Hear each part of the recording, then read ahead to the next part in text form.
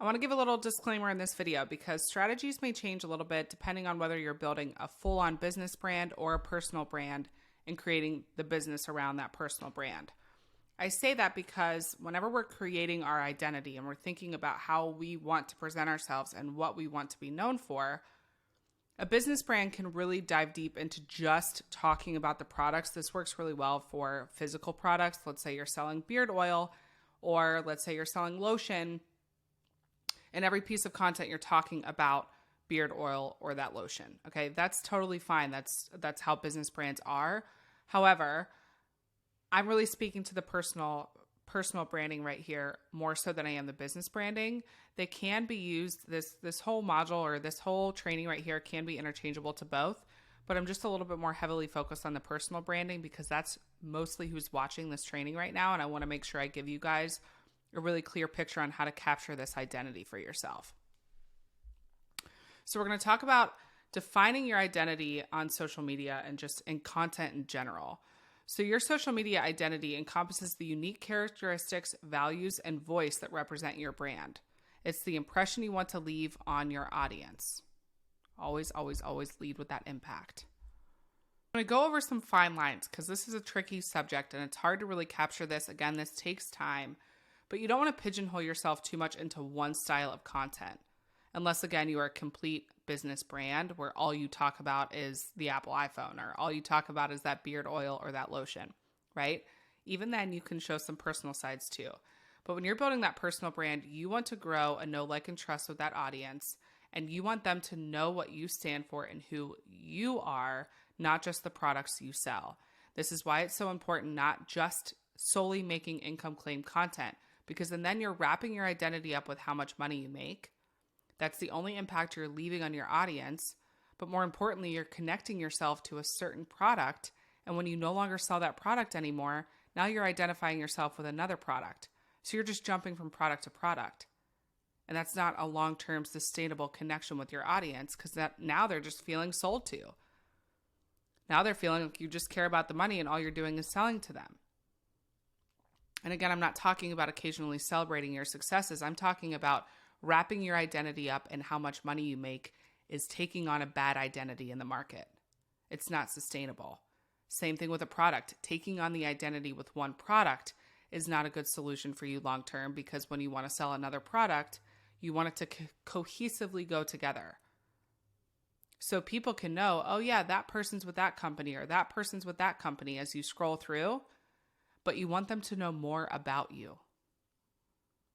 You want them to know more of who you are. I'll use this as a reference because I'm sure it will connect with a lot of people. And this is just coming to my head and this is totally not scripted. But the late Jessie Lee Ward, she was the best network marketer in the world. A lot of you guys may know her and she was a controversial figure. And she stood for a lot of things and she was bold. And she unfortunately just passed away a couple weeks ago at 34 years old due to colon cancer. But she was a firecracker and people knew her for a ton of different things. She impacted people in a ton of different ways. Everyone knew she worked with Pruvit, the MLM company. Everyone knew that. They knew who she was. They knew what she did. But she was also a business owner of many other businesses and people knew that as well. So they didn't just know her for one thing. They didn't just know her, oh yeah, that's the girl with Pruvit. They knew her for a lot of different features that she shared with her audience. She didn't just talk about Pruvit in every single post that she made. About her life, she talked about her story, she talked about her dog, she talked about her entire experience going through business, so people connected with her personality. That's how brands are built. They connected with who she was. So I say all this to say, don't wrap your identity up with money, don't wrap your identity up with a singular product. And you do that by sharing different concepts and ideas and personal stories that you go through that are relatable with your audience outside of just the product. And then you're creating a really well-rounded piece of content as a whole because now you're touching different emotional points of your audience and you're relating to them and now they don't feel like they're being sold to. Because when people feel like they're being sold to, they don't buy. The art of selling is not selling at all. It's just about being relatable to your audience. So don't feel like you have to stick to this one specific topic you can tie all of your stories back in so they're nice and cohesive and they make sense.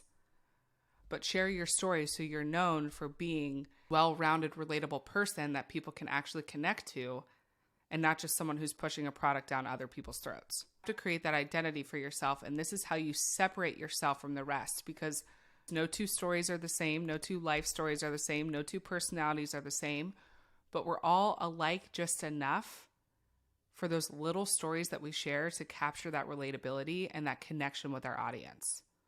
You don't want to be known for the person who just sells Prove It. You want to be known for the person who sells Prove It, but also all these other things that Jessie Lee shared.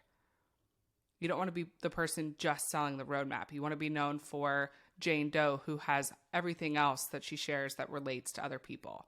And it doesn't all have to be about business. This is where personal branding is so powerful. So really dig deep in that personal development and figure out what you want to offer and what impact you want to make on people, and share those stories with your audience.